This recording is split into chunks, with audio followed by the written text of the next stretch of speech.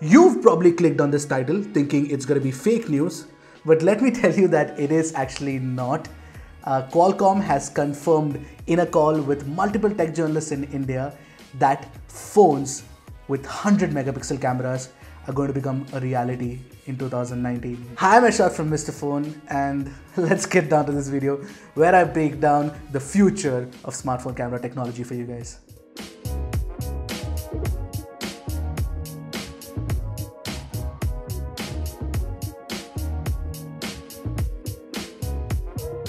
But before we move on, don't forget to hit that subscribe button and the bell icon right next to it to get notified whenever Mr. Phone puts out an awesome new tech video.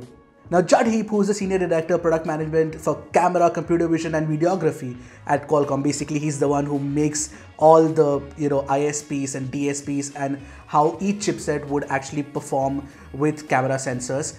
He confirmed that this year 100 megapixel cameras on smartphones will become a reality. Of course, 48 megapixel cameras are something that we've already seen on phones like the Redmi Note 7 Pro, the View 20, all of which we reviewed, including the View 15 Pro as well. That was, of course, possible because Qualcomm's chips can actually support 48 megapixel cameras. So you know what I will do in this video is actually break down a lot of that technology and jargon and make you understand as to how this is going to be possible and what's actually happening in the smartphone photography landscape.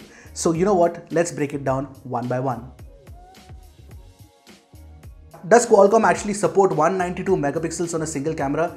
Yes, it does. But nobody has actually made a 192 megapixel sensor till now. The maximum till now is 48 megapixels in resolution, which is the ones that we've already seen. But this year we're going to see up to 100 megapixel is what Judd said to us in the phone call. Now, when you talk about 192 megapixels in resolution, this means that in theory, Qualcomm's chip can actually process that sort of information, but it cannot do this with MFNR, which is basically multi-frame noise reduction, or zero shutter lag, which means that when you click the photo, there is going to be a shutter lag, and when you actually take the picture, there's not going to be much noise reduction. It's going to be almost as you get on a raw sensor. So what does zero shutter lag actually mean? Zero shutter lag actually means that the ISP, which is the image signal processor of your Qualcomm chipset, can actually take multiple frames and store them in the ISP even before you've actually clicked the shutter and taken a picture, which means that it can take a picture at that very instant without any shutter lag whatsoever. So a chipset like the Qualcomm 855 can actually do 30 frames per second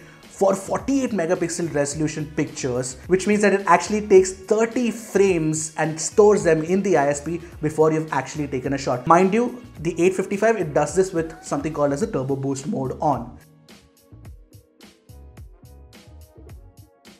Now, one of the things that a lot of people were confused about is how does the Redmi Note 7 support a 48 megapixel resolution camera? Well, you can see the spec list that the 660 definitely supports 48 megapixel resolution, but it is just like the way the Snapdragon 855 supports 192 megapixels, which is without ZSL and without MFNR, which is basically without zero shutter lag and without multi-frame noise reduction. Now, coming to the 100 megapixel smartphone cameras, well, Qualcomm says that a lot of these manufacturers like Samsung, Sony and OmniVision, who actually make sensors for smartphones, are already working on higher resolution sensors. Now, how this 100 megapixel sensor will work is just like how the 48 megapixel sensor works, which is with the quad Bayer array filter. So what that means is that when you're shooting an image with a bright light, with the daylight outside, and it is exposed very well, you can use the entire 100 megapixels, just like how you can use the entire 48 megapixels in the new 48 megapixel sensor. Now with that, you get a good amount of details. But when it comes to low light, it uses something called binning. So binning is actually reduction of the megapixels. In a 48 megapixel sensor, the binning happens by a factor of 4, which means that, so at 12 megapixel, you get better light sensitivity, so your low light performance becomes much better. So when you have a 100 megapixel resolution camera, it will also do pixel binning, and it will bring it down to around 25 megapixels when you're shooting in low light. So that means that the low light pictures are gonna look great with greater light sensitivity as well. And yes, this is probably one of the questions that you should be asking that is very important. Now, when you have more megapixels, that means the pixel size holding all of these pixels will actually become much smaller in size.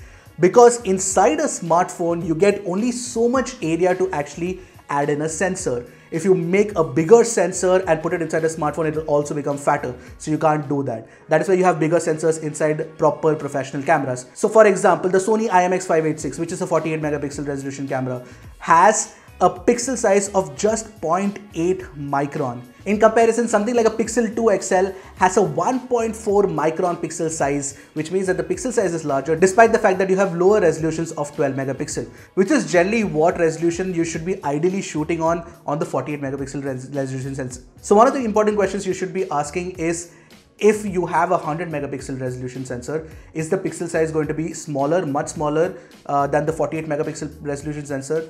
Actually, it's going to be around the same size, which is around 0.8 micron, 0.7 micron.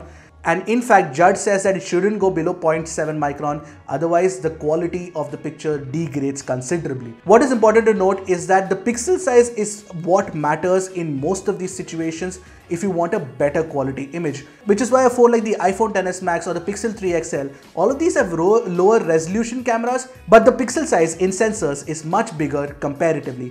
What this means is that you get more light sensitivity and the quality of images and sensor details improves drastically because of that. In fact, during the conversation, Judd actually said that he believes that the whole megapixel war is a little too stretched and it shouldn't go too far, and that it should be about bigger pixel sizes and improving the picture quality itself.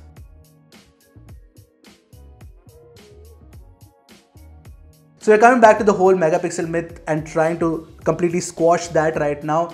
More megapixels don't mean better pictures. Always note that at 48 megapixel resolution sensor, you're not necessarily getting the best picture out of it. You will get more sensor details out of a 12 megapixel 1.4 micron pixel size camera than a 48 megapixel 0.8 micron pixel size camera. Similarly, on the 100 megapixels, when they do come out, don't get swayed by it. Take a look at the pictures and then make a choice for yourself as to what you prefer and what you like. So one of the questions that must be in everybody's minds is, will 100 megapixels mean that it will take more processing time for Qualcomm Snapdragon chipsets to actually process the images? Yes, definitely, but that is only for the current crop of chipsets. Qualcomm is obviously working on better chipsets with better ISPs, which can actually improve the shot-on-shot time to ensure that you don't get a lag when you click the shutter and actually the picture is formed. So one of the questions in everybody's minds, and we do a lot of camera comparisons here at Mr. Phone, is that what should you look for in a smartphone camera? Should you look for more megapixels? Should you look for pixel sizes? Or should you look for what else should you look for?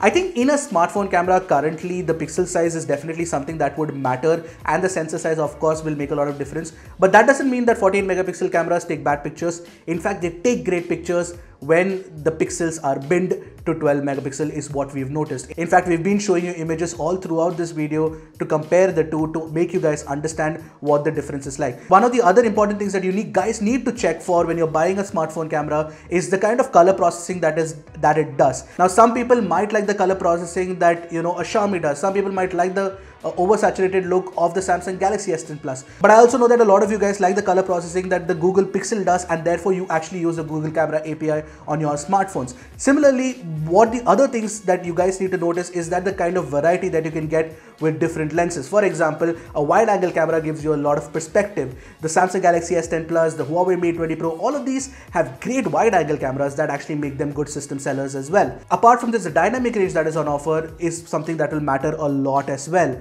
The way in which the camera can handle the details and the highlights and shadows matters a lot.